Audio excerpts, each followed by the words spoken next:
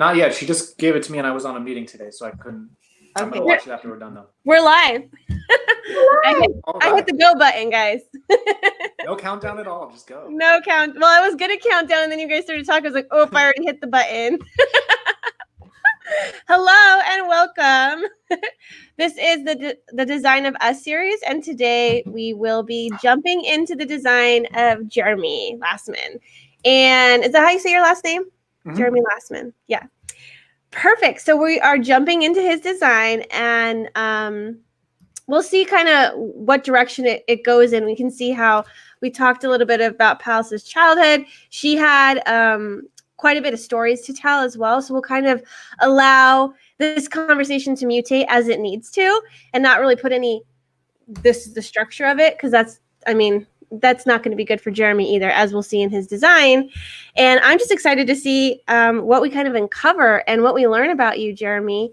I'd love to hear a little bit of like backstory around you and what you see as being your genius and your contribution for authority establishment. I think Bella's sharing, so she's off screen while she's sharing. So why don't you tell us a little bit about yourself? All right. Like how far back are we talking? Just like the life story kind of deal? Whatever it is you feel is relevant for people understanding you and your genius. So it might be what kind of brought you to this point and the kind of experiences you've had to build that. Yeah. So I was a unaware empath, highly sensitive child growing up. Unaware in the sense that my parents really didn't have the tools, the faculties, or the awareness to be able to allow my voice to kind of express all the things that I was feeling. I was very quiet and shy, only child, and my parents got divorced when I was 8 years old, and so that basically kind of like split me off into two different homes. The schedule was like bouncing back and forth every day between my mom's and my dad's. So I had to learn a lot of self-sufficiency, organization, but it taught me a lot. And then also on the flip side, like not really feeling grounding or like roots as having one household can provide. I was very much on the move to the next growing up.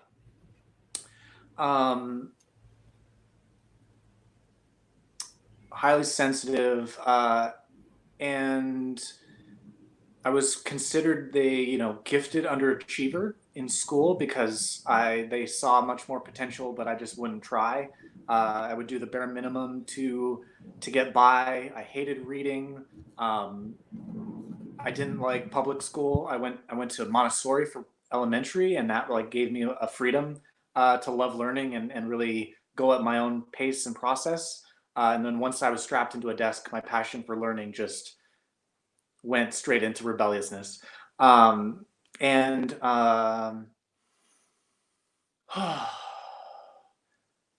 would consider myself a perfectionist or a recovering perfectionist, depending on what angle you want to look at.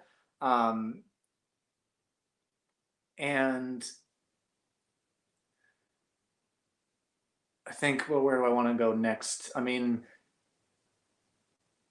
I need a question, but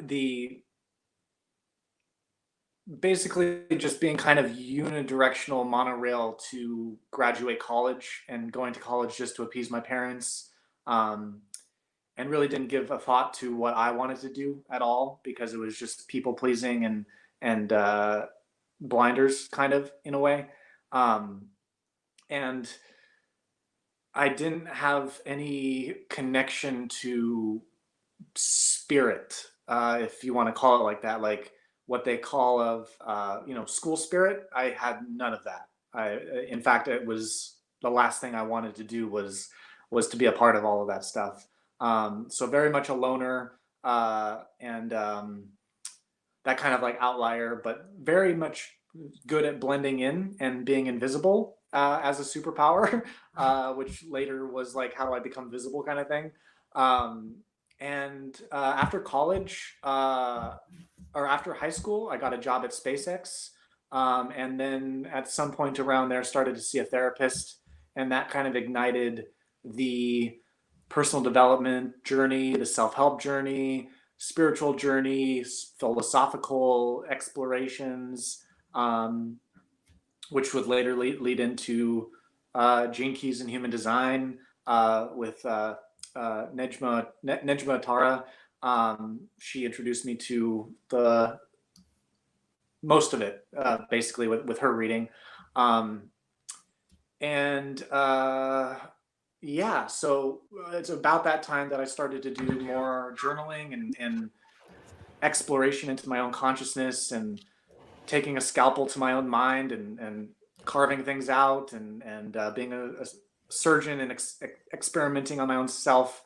And pretty soon things started to drop in terms of like the work, the soul's work, and what I'm here to bring, and the exploration, research on passion as a field of knowledge that I don't think is out there much. And and so that's where I started to iterate and evolve my soul's work. And the first expression came as of facing perfectionism and all of that, was to take a leap on one of my own ideas.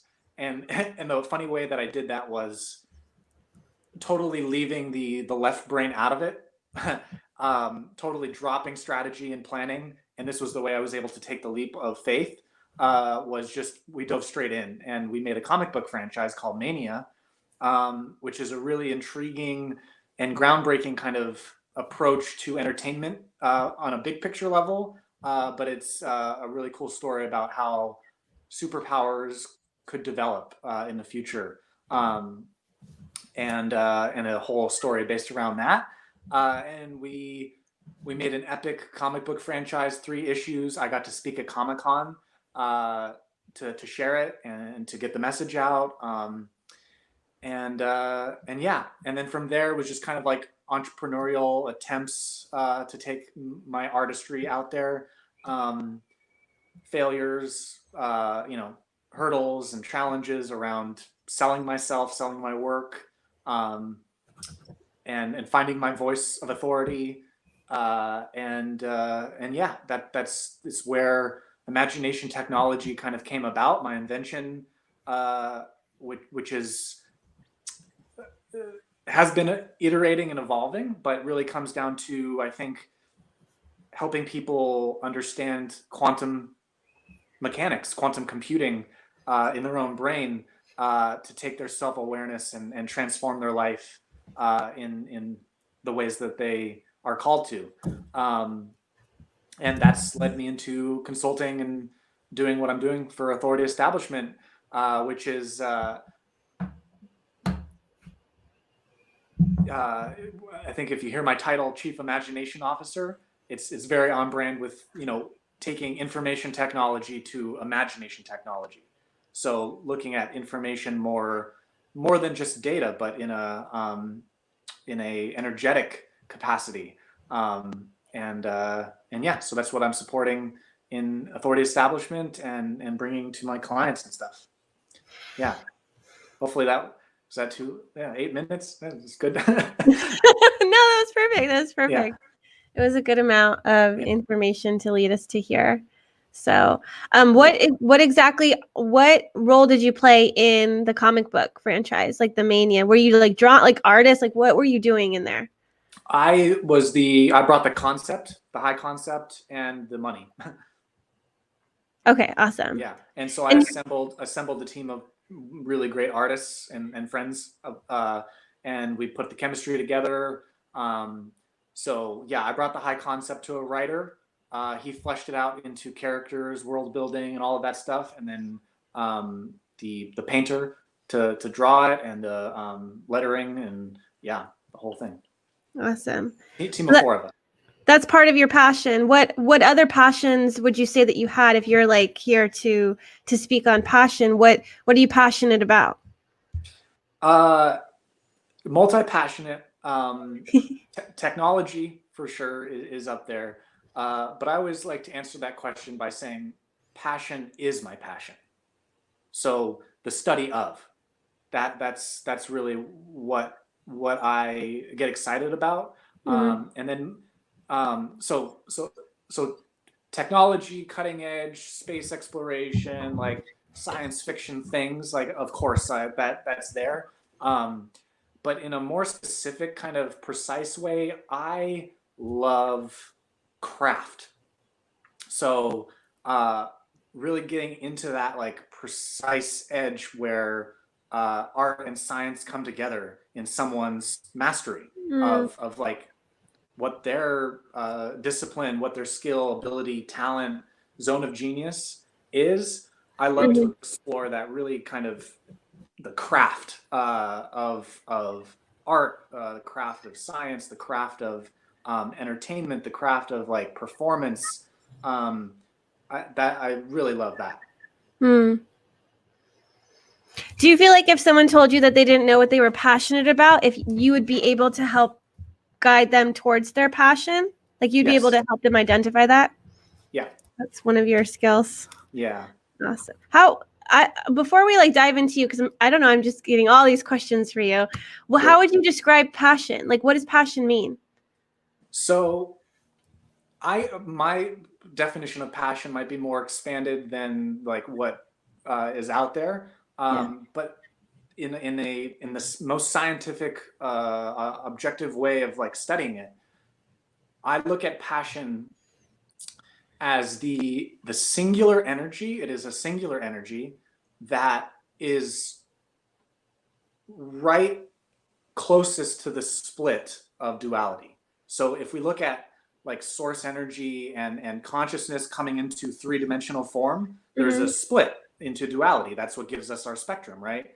Mm-hmm. And when you look at passion as the fire, the most volatile energy that a human that is universal, that a human expresses or taps into, you will find it closest to where the split of duality actually occurs. So you ride duality all the way to like that singular point right before it splits. That's passion. Hmm. It's a singular universal energy. I can definitely see the visual you're creating. That's cool. It's like the passion creates the explosion to split too. Mm-hmm. Yeah, So what's and the and the difference between passion and creativity?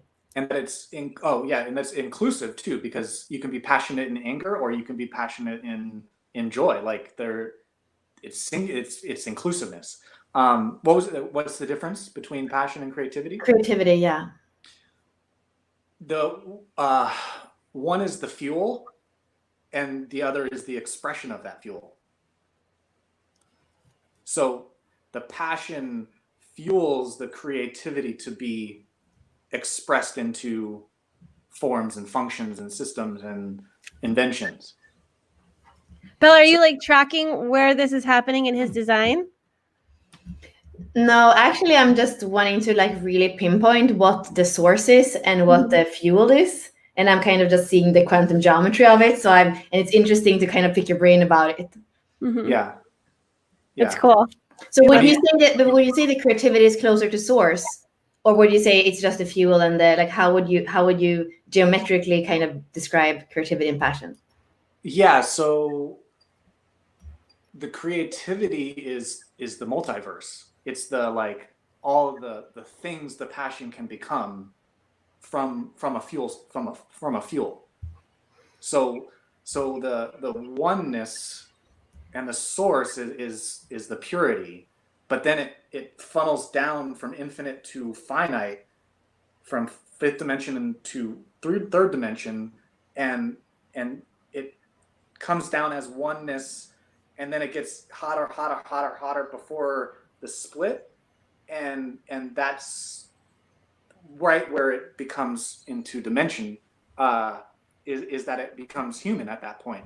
So the oneness energy becomes form, and then it splits into duality. And so when we talk about the fuel of passion being pure, I liken it or analogous to the Wonka River. It's the stream of consciousness without human hands. So like when you put your hands in the Wonka River, you're putting human hands, it makes it impure. But if your passion is free of human hands, then it's the most pure, because it's spanning physical, metaphysical, and non-physical. Because it's not tangible in the sense we can't see it with our five senses. We can't interact with it, but we all have it, because it is the only thing that kind of spans meta and physical. And it's like both. It's right in the middle, because it's volatile of being in form, but also the fuel closest to oneness, duality and oneness. When you speak, I see that like I see involution. It's like the immense multiversal field of creativity, and you take it down, and then it's like it's an expression, it's passion, and it's really like they're close, like you say, to the split. I also could see creativity as the seed, like the seed that we have, and that would be the evolution. Like take that seed of creativity where we all come from, and then it goes up to consciousness. And that's the expression, and that the consciousness is the passion. It's like that direction that it takes up to the evolution. So it's like it can actually be both. And I loved how you actually described the involution, because I feel like when we speak about quantum physics and all this, it's often evolution. So I liked how you like made it come down to form, make it come down to the human. And what I can see in your chart, Ashley asking what I'm mapping, but like now I'm mapping, because we were just speaking with Ashley before this about the cross of Eden. And that is basically, you're thrown out of this realm. You're thrown out of the possibility for human paradise on this planet. And what you are creating is that you go out again and you create that process of your own passion here. And that's your incarnation cross. And there's a lot of turbulence in it too, which is part of that. It's like it's like a human process, but it's also complete. There is purity. And I see in your chart too, and we were mentioning this the other day, that the 12, that purity, and you have already mentioned purity a couple of times. So I'm starting to see how these concepts that for some people might be kind of intangible are actually completely in there in your chart. Yeah. I love like the intangible. That's yeah. And like what you said, that's how I look at imagination technology, is it's bi-directional communication and connection between 3D, 4D, and 5D. 3D, 4D, and 5D. It's bi-directional communication, and when you look at it as a technology, like instead of information technology, because that's binary, that's ones and zeros, that's duality is binary, binary are the ones and zeros. Imagination technology is the evolutionary leap into quantum, which is neither one or zero. It's both one. It's the superposition, but the whole technology going from 3D, 4D to 5D, it is a bi-directional link, as you put, in evolution. It's from the body to spirit, and from soul to body. And that, like, I see kind of the spaceship. Like sometimes I feel like you're on a spaceship, but that's the thing. It's the Merkaba. It's a triangle and the triangle, and suddenly you are like multidimensional. And you can travel. And you're still grounded. So it's like, it's cool also what that becomes when you can have both directions, and then it becomes actually multi-directional. Multi-dimensional. Yeah. Me and Belle have been having you're the second conversation that we had today, and there's something that gets me so excited about seeing people in their mastery. Like the other person we were talking to, he was in his mastery. It just, I could feel their enthusiasm. I could feel and the mastery. And there's something really simple and beautiful about like design.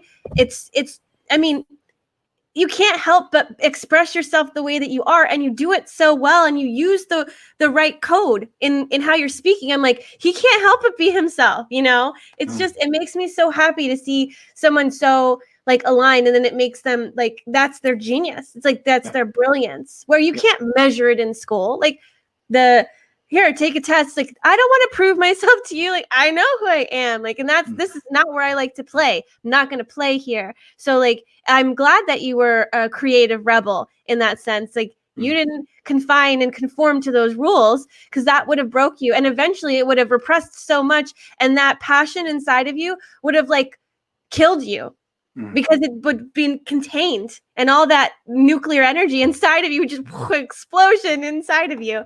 So yeah, so cool. Yeah. I'm just so happy. Uh, I love talking. There's like a resonance I feel with you, and I'm like, I just absolutely love you and the person you are, and just seeing you be you just makes me very happy. Actually, what about we pull up the charts and we can see there's something, there's something with what you just said that I love too, because I see this with so many 3/5s. And if I would have to choose a profile that is the most tricky one, I would almost say that it is the 3/5.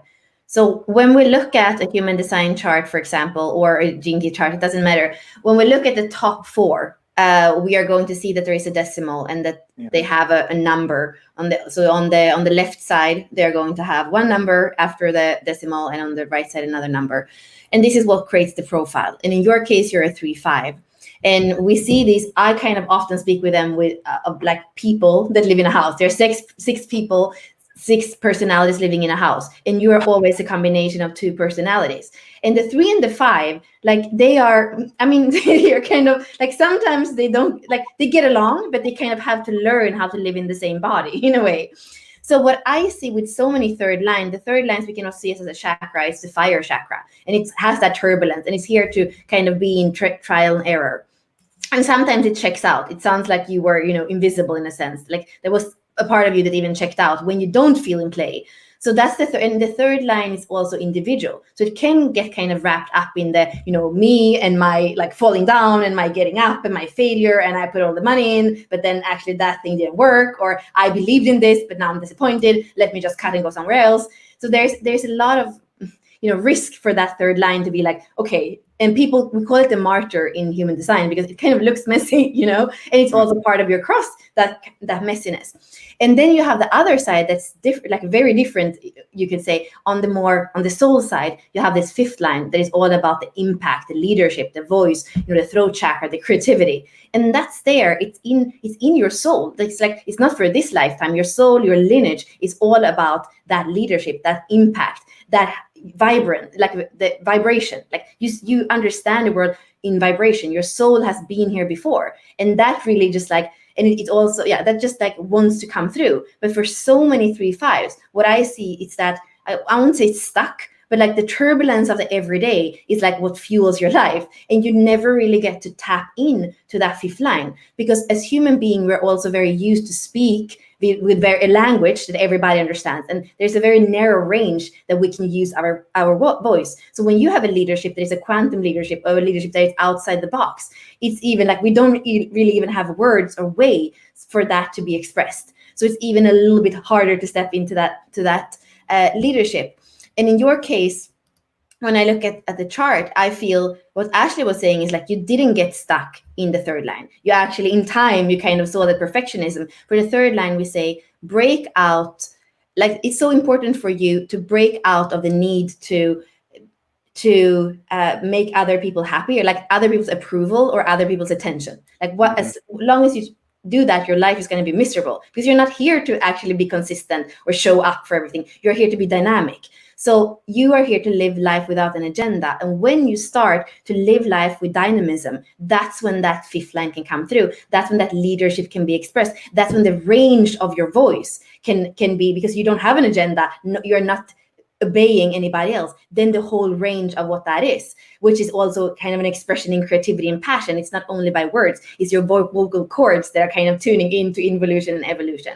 So for me, what Ashley just said is like, you didn't get stuck in the third line. And already when we have a 3/5 that we know did that breakthrough, in the gene keys we call it the pathway breakthrough. Instead, in your case, you could have stayed, so you have life's work is about turbulence and evolution is about conflict. You could have stayed forever in the in the challenge, in the turbulent challenge of trial and error, and then you would have like shamed yourself forever, because you would feel like you were not living up to your perfection, and that would have closed your heart, and it would also have closed your creativity, because your vocation is creativity from the heart. That's the 1.4. So but if you would shame yourself down, you wouldn't have felt that. So it would have been turbulence, it would have been conflict, obscurity, or like kind of really dark stuff, and it could even be a kind of vanity. Like instead of that purity, it would be, you would kind of have played it safe somehow. After a while, you were like, I'm done with this. I'm just going to play it safe. And then you would never have been grounded in this world in your leadership.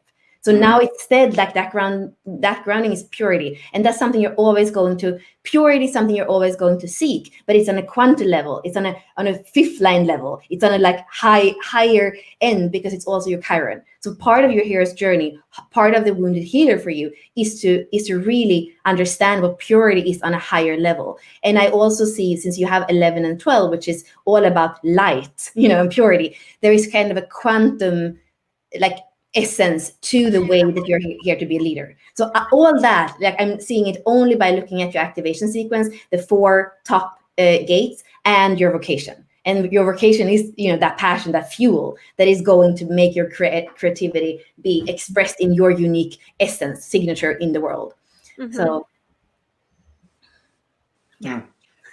Interesting. It's so cool. I have a question for you, because I have a similar incarnation cross to you. You have 36-6. We share that.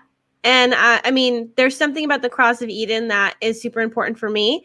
And I don't have the cross of Eden. And when we say cross, it's 36, 6, 11, and 12 make the cross of Eden. I'm the cross of the plane. So 36, 6, 15, and 10. So I have a question about your 36, which the 4 ones that Bella mentioned make up 70% of your personality.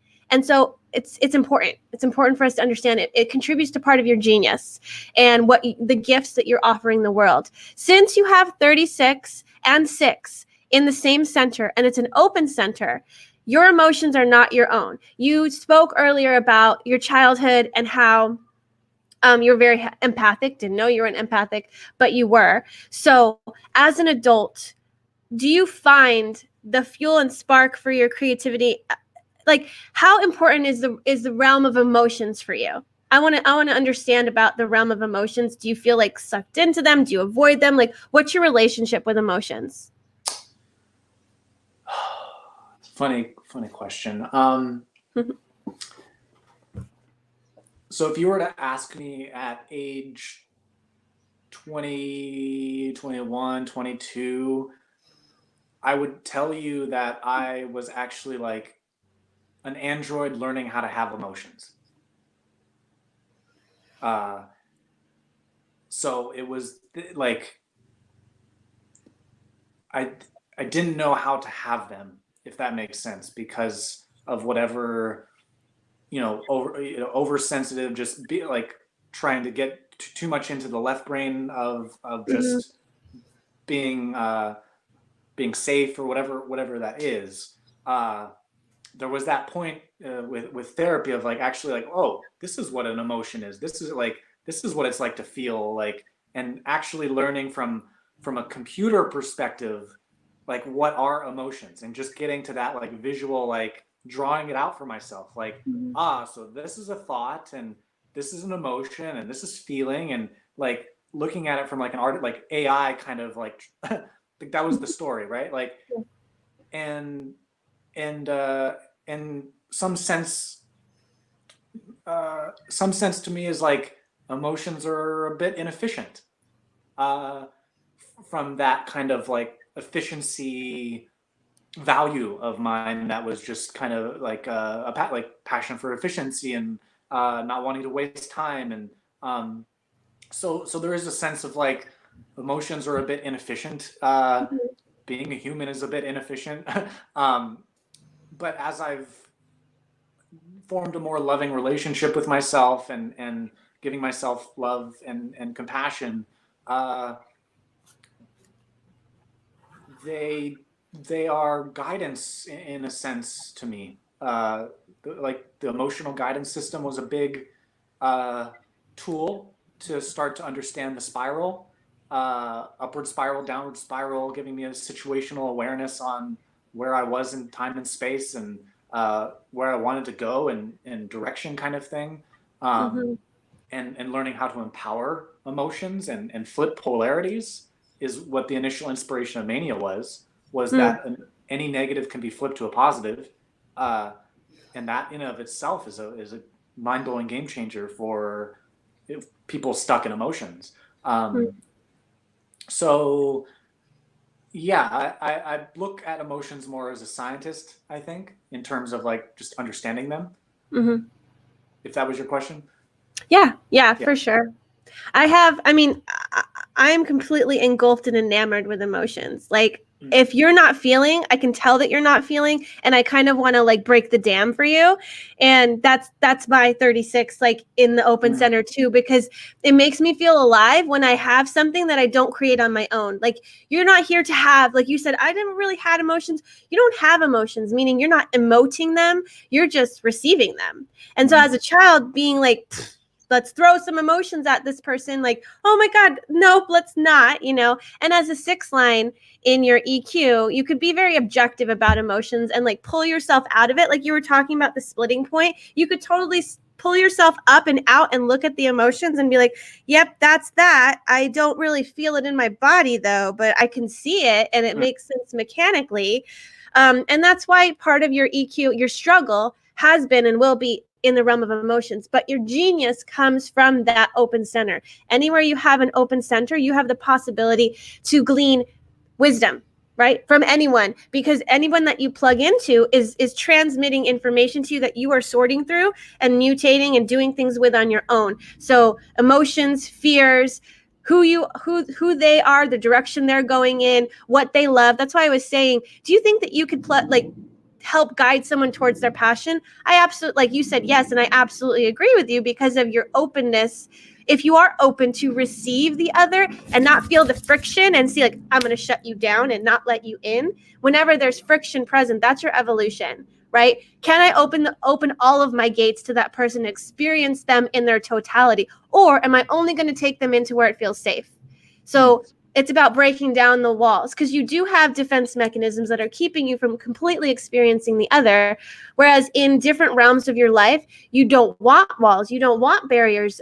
The only reason that you create containers is to create alchemy, is to create explosions, because they're not going to happen in thin air.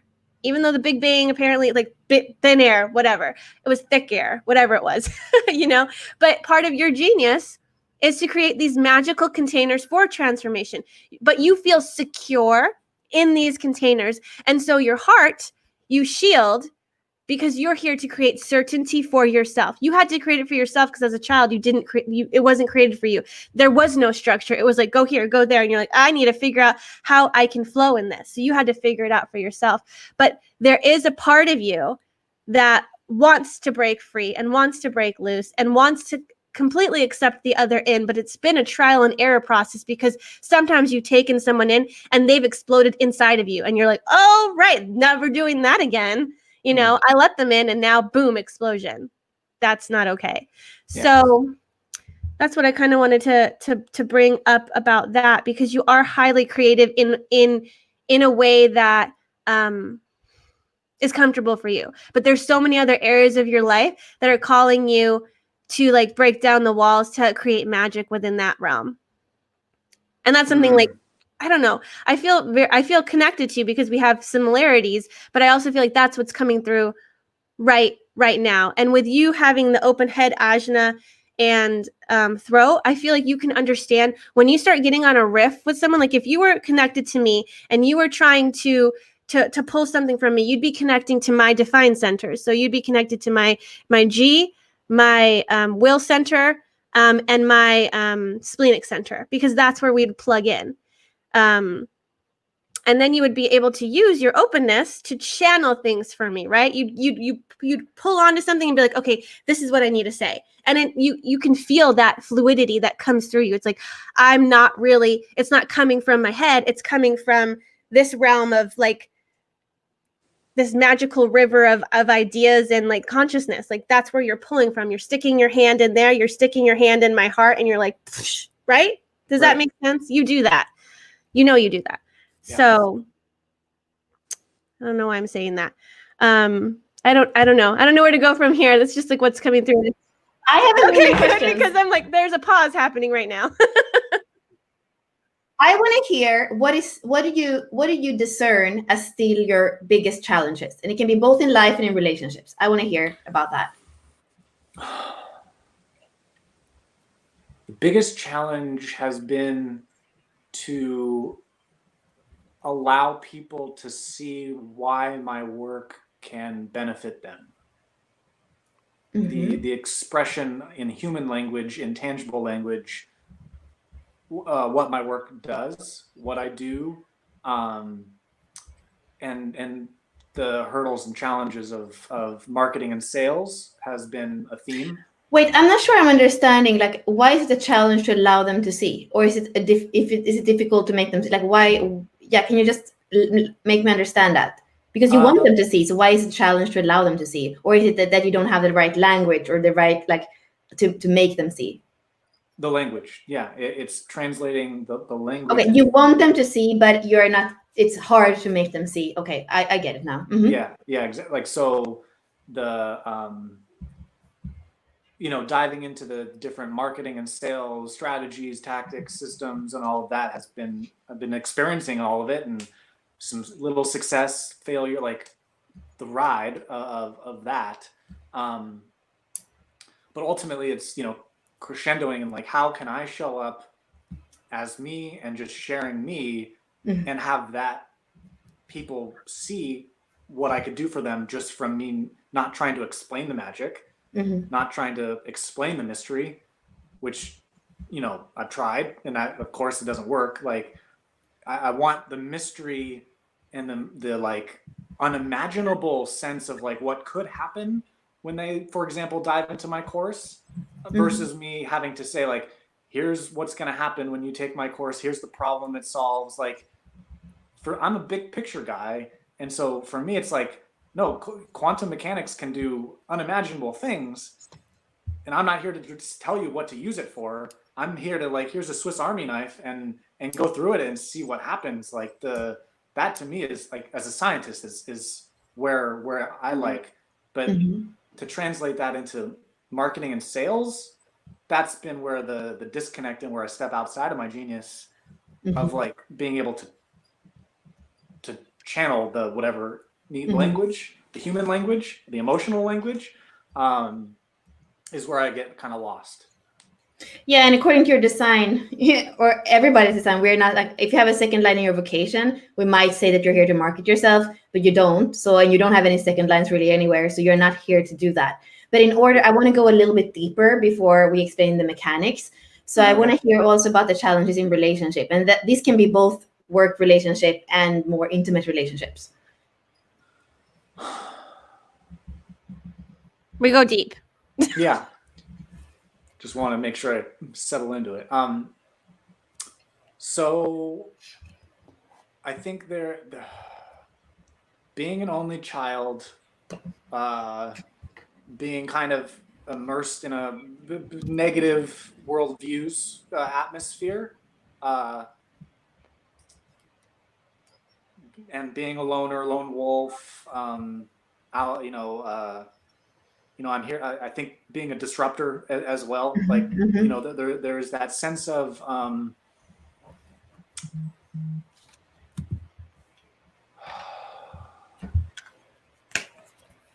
there's maybe a tussle of, I don't really need people kind of thing.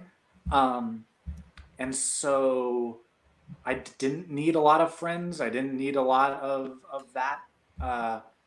All the way to this sense of like inefficiency, like just small talk, and a lot of the normal human things I'm just not jazzed about, and all the way to the introverted, like, I don't want to deal with people. Like, I have that personality. That's not to say that it's all of my personalities, but like, it's a large part of why I don't like networking. Like, it when it's organic and when it's natural, like, I can really connect to someone. I can really get to intimacy. People tell me like just a good space. I offer a sacred space. But the line, when that line gets into like networking for numbers and networking for like you have to talk to people kind of thing, that turns me off. Yeah, because that would be an agenda, and you're not here to have agendas. So that's very normal. Yeah.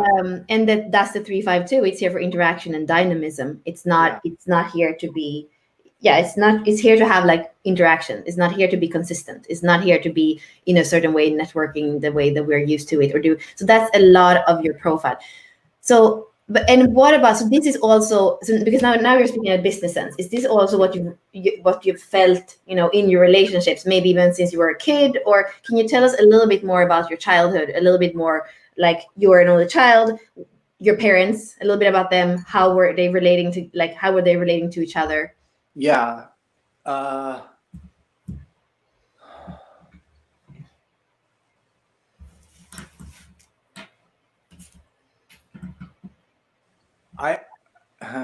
I don't know. I don't know what the love was between them that brought them together. But I did not see a lot of love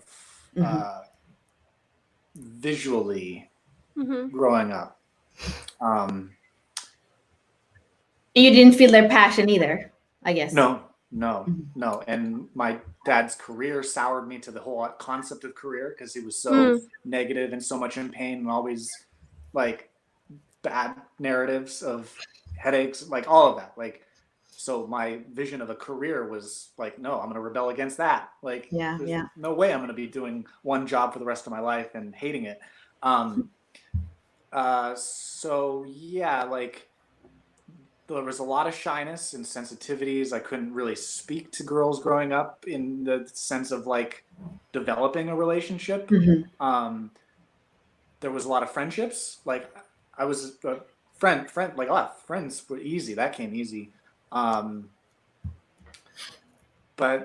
then as I got older and the perfectionism and fear of rejections and all of that, like really kept me from like I said, school spirit and doing the things that would allow more relationships to form and bond from those things that humans do. So there, I was like aliened from all of that. Would your perfectionist come in here as well and say like you're not to my standards? Like would there be a sense of like not wanting because it's not gonna be worth it or something like that, or an inertia to go there because you don't know if it's gonna be worth it? Maybe, but I think also I loved or fell in love with fantasy, the fantasy of it, than the actual making it a fruition. Yeah. That fuel that gave me more just like excitement and like escape, right? Like escape. That actually trying to make it happen was like, no, like that's the fantasy is more fueling to me than actually like making it real. From that sense.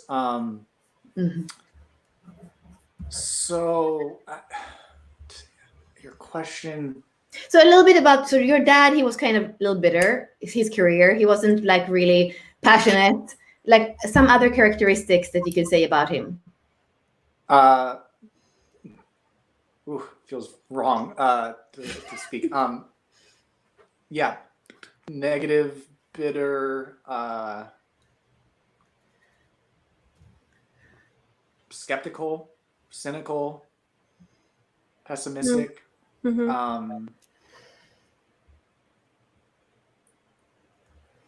Lonely.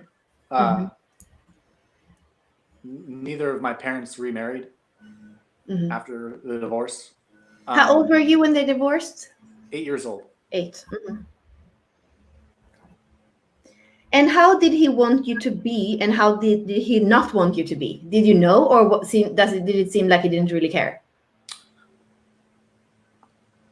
With my dad, more laissez-faire. So nothing either way. Not a lot of intimate conversation, interactions. I mean, as a father, great, because it's like, I'm here for you if you ever need me, kind of thing. Like the door was always open. I just didn't know how to walk through it. So it wasn't his fault at all. Like there's no more animosity. Like I've forgiven anything that I was carrying with that. But it's that difference between like having that intimacy to like maybe initiate more of the important conversations that are gonna like support, versus just like, you can accomplish anything your mind is, and I'm always here for you, and like in a distant kind of non-present way, I guess is the way to put it. So there was probably a lot of conversations that I was having with myself that could have been offloaded to get more clarity. But whatever the barrier was of feeling and connection and presence between us, I was either too afraid to ask questions, or like I would spark his anger, maybe like eggshells of like, if I talk about this, he's going to get angry at me kind of thing, maybe. Whatever the sensitivity, empathy of his pain that I was reading, I wanted to stay away from it. And I didn't want to engage in a way that would shake things up. And as I got older and I started to step more into the quote unquote coach role, and the dynamics kind of shifted, there became more animosity of like me trying to fix him, because I didn't know my craft yet. And I was doing it and trying to get deeper with him, but it would just hit pain points, and I'm his son, and he didn't want to have that shift.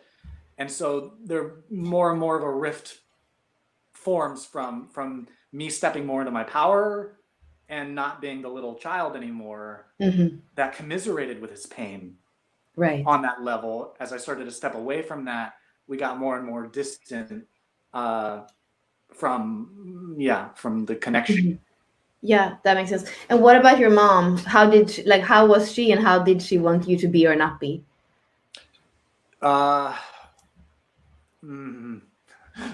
Feels even more wrong. We make you go to uncomfortable places. That's what we're here for. It's not about saying it, it's about her seeing it. So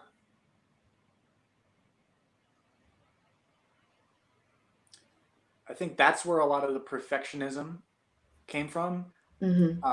She's not no diagnosis or anything, but very clean, almost to an OCD level, but not a disorder.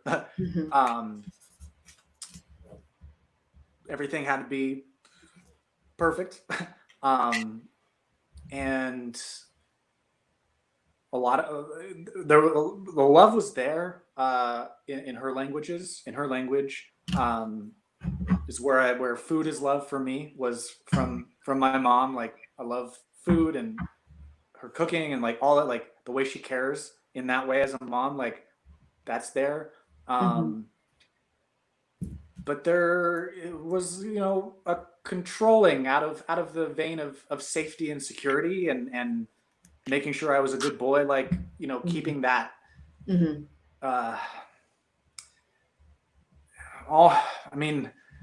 manipulation feels like a strong word, but I mean, there's that, when that perfectionism and that control of like keeping you in the clean container and making sure that you don't get dirty kind of thing gets carried out mentally into areas of life, like that bubble of control, that's what I experienced. I think being an only child, her only child, like there, all of those dynamics, right? Like so yeah, that's comes up. Yeah, I mean, everything makes a lot of sense. Ashley, if we could bring up the gene key chart, I'm looking at the very center of the chart where you have 60.1, and that is Venus. So there is something with that has to do, it's your inner feminine, but in the DNA is like the imprint that you have from your own mom.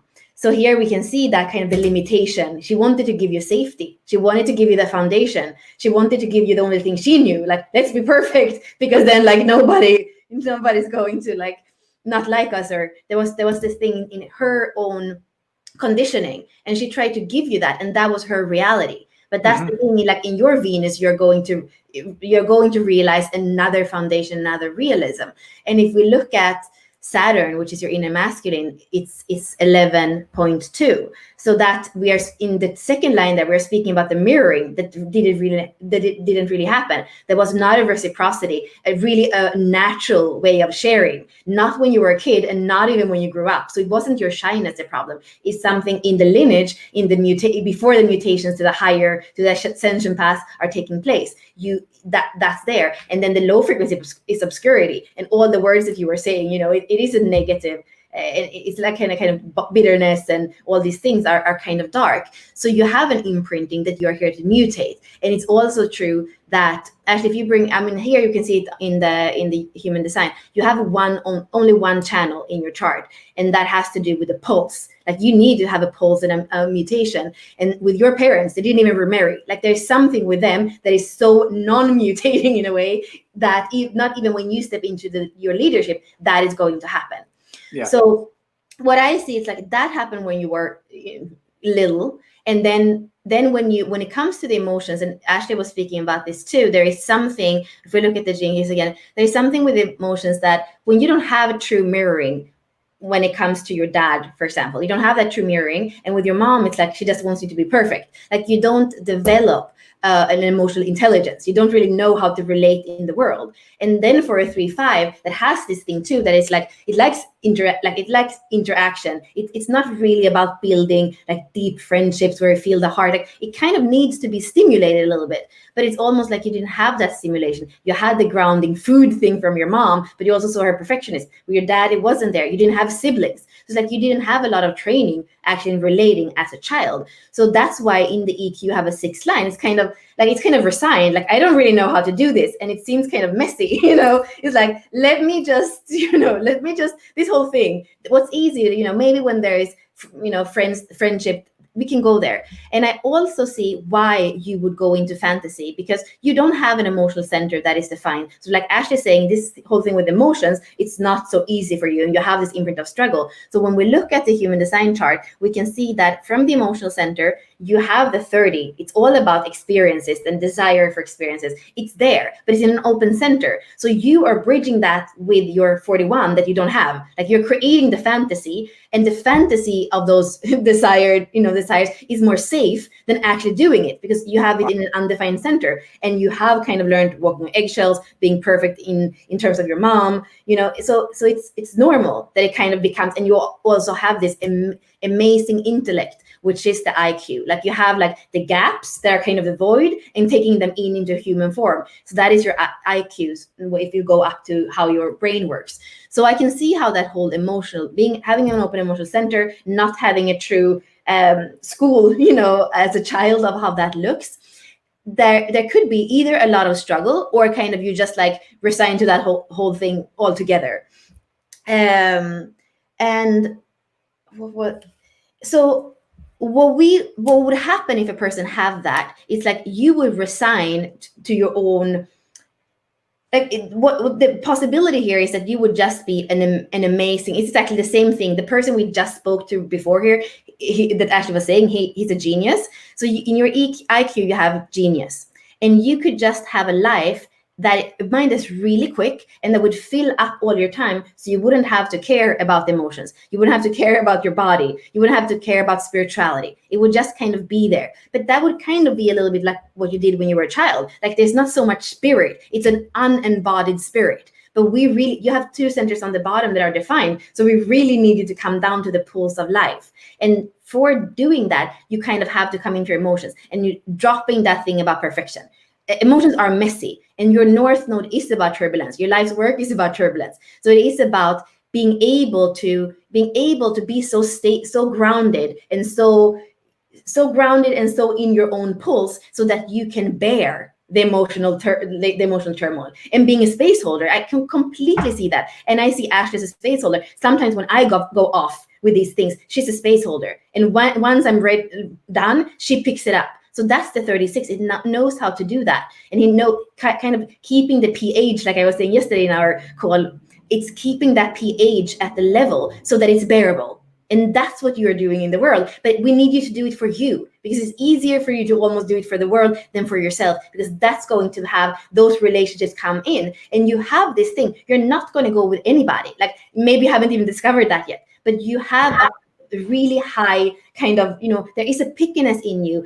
If it's there, if you are going to do it for more than just an interaction, it has to be worth it. Like, that's there in you. And that's why I wanted to discover that you really know what you desire. And it's not just a fantasy. You're here to bridge, like, to do that. It's not by fantasy you're bridging the gap. It's by your own, like, from your own embodiment, choosing that is different from the thing that your parents had, that you don't even know if there was passion. Of course, if you're all about passion, you need to have that passion in an embodied relationship. And what I see, like, when you reclaim that immature masculine in a way that has resigned, which is also what your dad did, this is going to fuel you into your vocation. So your vocation can either be depression, which is kind of going into what your parents did. Like, it's like control, perfectionist is a kind of depression, and also negative is a kind of depression. So you have that in your core, and that would close your heart. And that would never have you open up to that other, to kind of the sacred union thing. But so by walking back, including emotions, including that person that is worth it for you,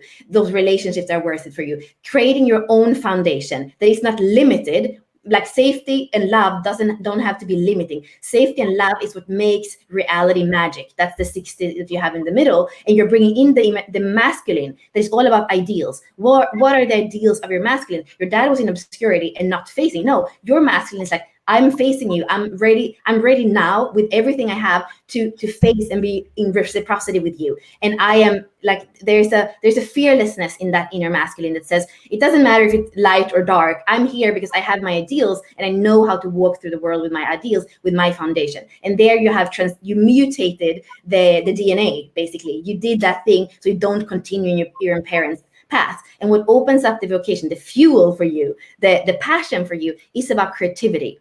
And it's about creativity that floods from the heart. So you are not really here to do, like, marketing and sales the old way. I mean, you wouldn't be doing quantum stuff if that was your thing. You have a fourth line. You only have to share your truth. And then when your truth is shared from an open heart that has the embodiment, that has the emotions, that has the vision of, like, what your ideals is, that is going to be magnetic.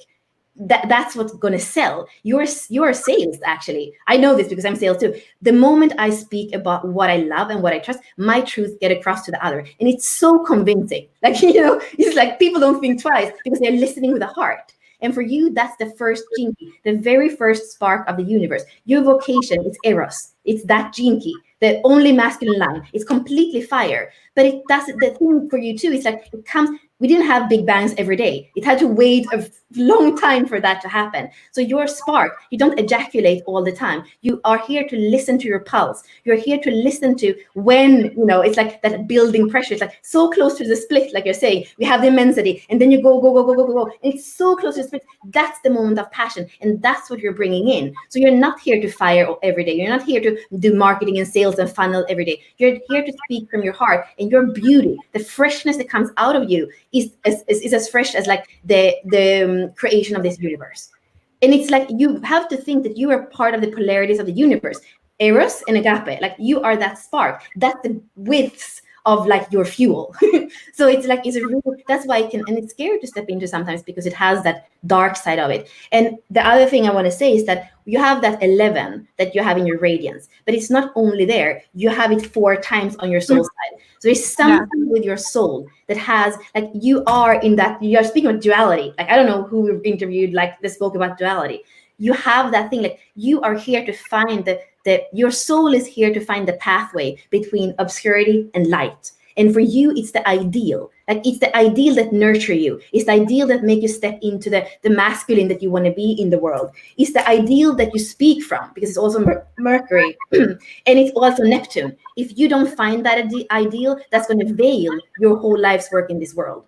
So that 11, and I think we'll send you the 11. I don't remember what the audio is about, but I love the text. And it's all about, it's shamanic, it is about, like, what you're the pathway between dark and light, yes, you are, but it's about that ideal. And for you, it comes in the masculine that includes everything and says, I can take some mess on the way, but I'm here to find that ideal, that 6 line, that, like, next level relationship where I can be me, where I can radiate as me, where I can step into my ideal. That's what I see in you. And in your culture, you have initiative. So that's the thing too. You are here to, like, your initiative is, it's going to be part, like, it's here for society. 51 in a line 5. It is your initiative. It is like the thunder inside of you to not remain in the same limitation as your parents. They're going to be a universalized solution for humanity in your culture.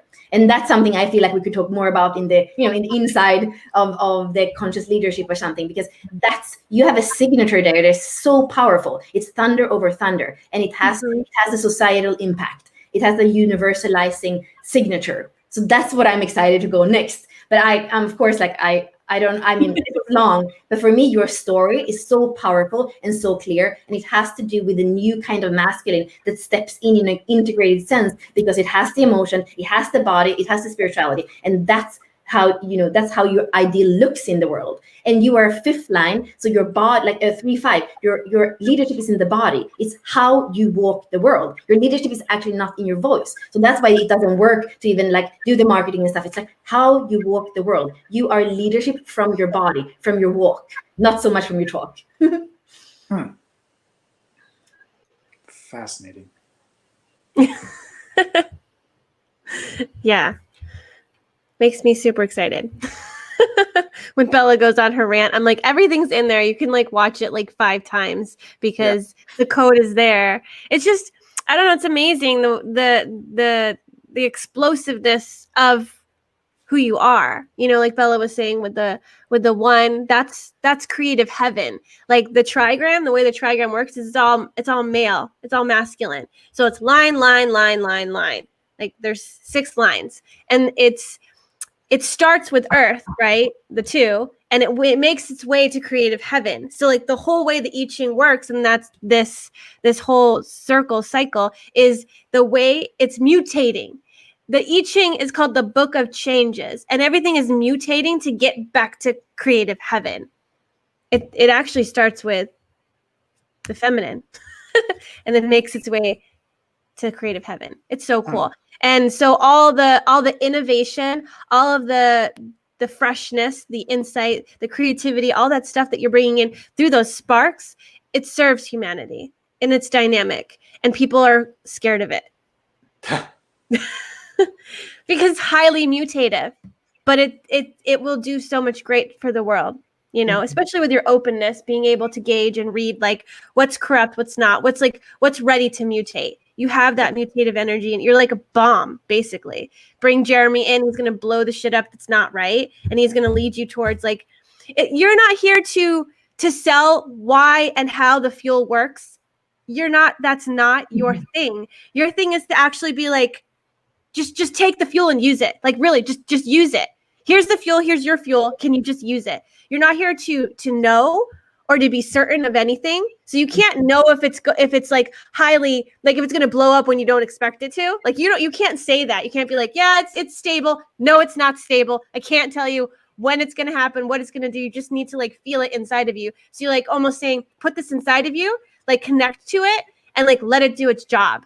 And people just need to trust that, But you're not here to be like explaining the intricacies of it, because that's not what matters. It's not even what matters. It's just like, can you use your creativity? You're here you're here to speak of that creativity, that passion, that fuels. So it's really cool. That's why you're here to sell the experiment, not the fuel itself.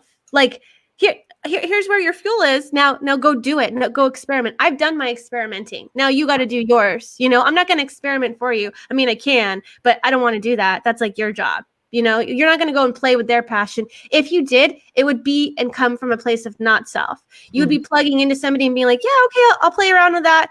But it's not really what you're supposed to do. You're not here to experiment for them. Right. Because you would be like, oh, that's really cool. You love that. And you're excited about that. And it's sparking emotion in you. I think I'm going to do that. I think I love that. You could get super confused with other people's passions, like super confused with other people's love, and then be like, I'm going to go love that. But no, you can't stay loving that. You can totally try out other people's things that they like, but you're like a chameleon. Like, okay, play with that. I'm done with that toy. Let's go play with something else. Okay, I built this. Let's tear it down and do something else. Like, and you're the kind of kid that's like, you're not building to like perfect and be like, this is what it is. It's like, this is what it is. Okay, tear it down and let's start a new thing. That's why people are like, what the heck? What's happening? No, that's your creative genius. And it can be scary, but like people should not be clinging to things, right? When you cling, it can't mutate and things start to blow up in your hand. Like if you hold on to a bomb, you're going to blow your hands off. You have to let it like go up into the sky and make a firework. You can't hold on to it.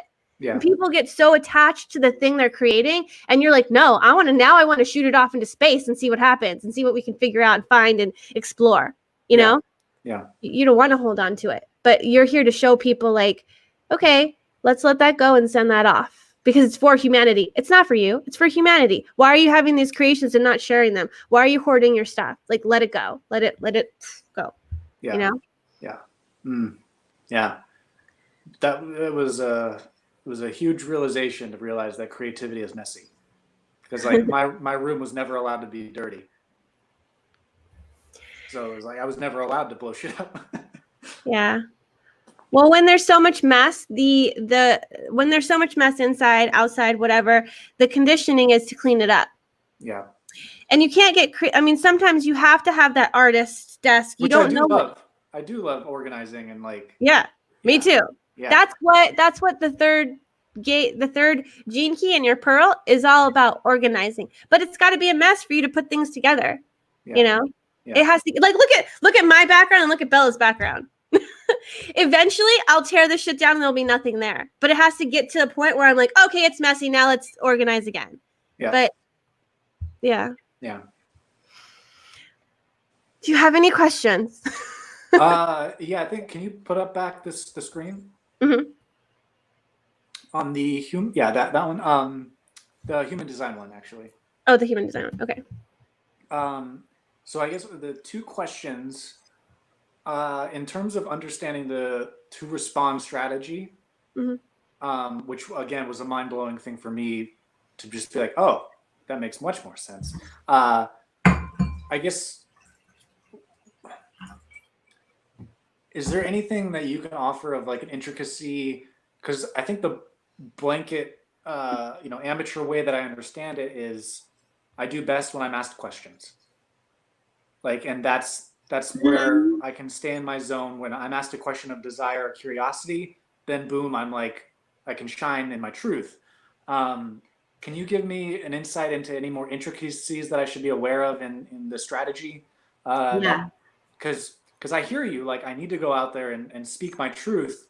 But when I go from the, like, I need to speak my truth and like go, like, I'm not responding to anything. And I was like, forcing except a rule, and you don't respond to rules, you know? Well, there are two things here. The first thing, I'm going to start from like not what the question was. Like we said before, your vocation, your fuel, you have no idea when the big bang is going to happen. So like you are going to speak, you also have an opportunity. You're not really going to know when you're going to speak, but you're going to speak when there is something that feels so much so that you can't help to make your truth come across. I'm like that. I was on a call today and I had to mute myself and take off my camera because I was so excited. I couldn't stop myself. And that could be not self too, but there is something in you that is like when you feel like you would rather die than make your truth come across. There are going to be those moments for you when it just comes out. So that's the non having to do anything with your inner authority. Your inner authority is to respond. And I would say the way you explained it is really cool when it comes to your IQ, because you have that 24 and that 24 is kind of the gaps. So it needs to be asked, and you are a brilliant mind and you can kind of go to like different, like curiosity is true there because you have that 24.3. So that's going to spark you. However, being a generator has nothing to do with the mind, and your mind is open. So the way that we want you to relate to life as a generator and what responding means is that if I right now, put 5 plates in front of you with different foods on them, and I put like, you are going to know if you want to eat or if you don't want to eat. And you're going to know if you're going to want to eat your mom's plate that you had as a kid. You're going to know exactly what to take. It's not going to be a mental thing. Which would I want to eat and then check in with the body? The body's going to say this, and that's the way a generator responds to life. You are not emotional. If you were emotional, there could be an emotional aspect, but you don't have that center filled in. So for a generator, there's sacral. You're just going to know, but it's as instinctive and as fluid as it is. Oh, I grabbed the apple in the fruit thing and not the pair. That's how it feels to be a generator. And that's when you're going to know, I'm going to speak, and like there is something in you that is spontaneous, that is playful, and that is it's just there. Truth is just there. You just know. Yeah.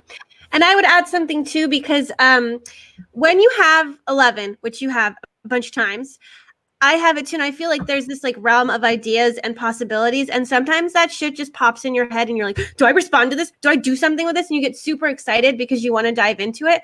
But there's something about being a generator too, that if it drops in, it came from nowhere, it came into you, and it's in you. To respond, you're responding to life too. I almost wait to respond, like something triggers me outside that reminds me of this thing, and I'm like, oh, I can take action now. Like it wants to manifest. Otherwise, I'm just like, I can be filled with all these different ideas, or I can be thinking, and I think it comes from inspired play, but really it's coming from my ego getting impatient. I'm like, I just want to do something. Like, you have to figure out if it's coming from a wounded place, or if it's coming from like divine inspiration. Because sometimes if it comes from divine inspiration, there's no emotion attached, there's no fear attached, there's nothing attached. It drops in and it feels so good. And you're like, holy shit, I need to share this with everybody. And from that enthusiasm, excitement, you're like, boom, here, But there's something that you do too. Like you have to, you take it and you mutate it, and you're doing something with it too, to share it as well. So I think that, my process is a little bit different than your process, but you definitely need to be responding to something outside. There's so many different ways to respond. And so the short answer is like in your gut, there's no fear, there's no emotion, there's no logical process that's happening.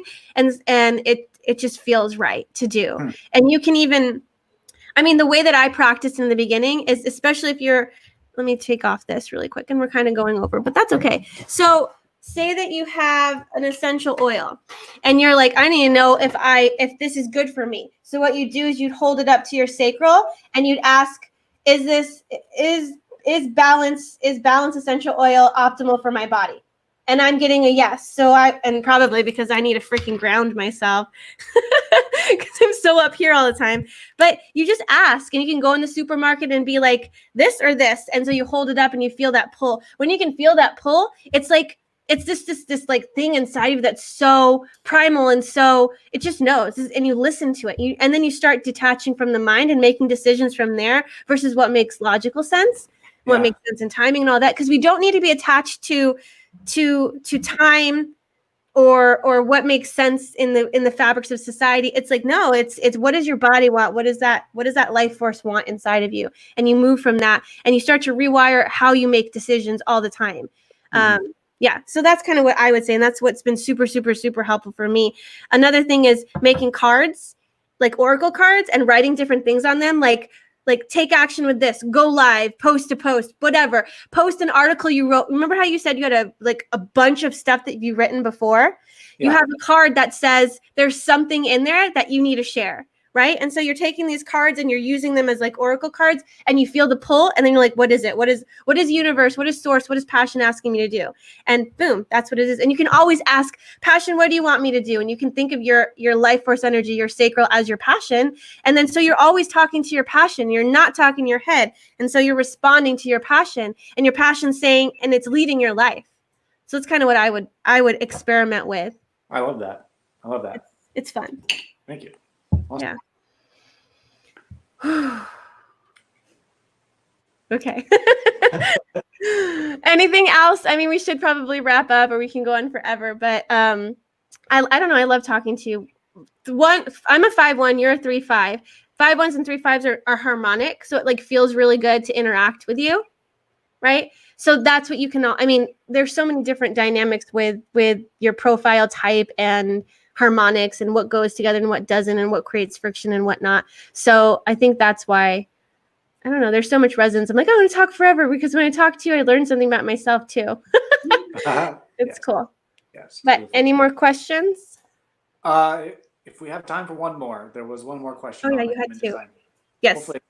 Hopefully a quick one. Okay. What does mind trajectory follower mean? Okay. Bella, do you know about? Yeah, I think it's a color 3. I mean, yeah, that would be a longer thing. Like I would. It has to do with the arrows around your head, and I would have to go into that. You are here to kind of be quite focused and active. So but I would have to go into like why you have 3 to the right and 1 to the left. But I would love to do that maybe also in the inner, Sure. Okay. Yeah. in the That conscious would work. leadership group, because Yeah. this is really cool. Here we come down to the little fine-tuning details. Mhm. If you have if you're like a DJ and you have the volume of the other, like this is the fine-tuning. And for you with all that openness, these things could be really interesting. And it's like there is deeper understanding. Like if you Google it, it's gonna tell you like this, and it's not gonna make any sense. But when you understand the fine-tuning of it, the thing is, if you don't understand the big buttons, if you can't do the volume, it's like not gonna like that's the important thing to understand with all these keywords. And I would love to go there actually with you, because it feels like some of the fine-tuning could help you both to feel like we were saying, tapping into the emotions more and kind of trusting even more life and the things are worth it. So I would love to go there. Well, I would love to as well. Thank you. Awesome. Wow. So wonderful. So Yes. awesome. Thank you so much. Yes. And thank you everybody who watched and came live and commented. We really appreciate your interaction.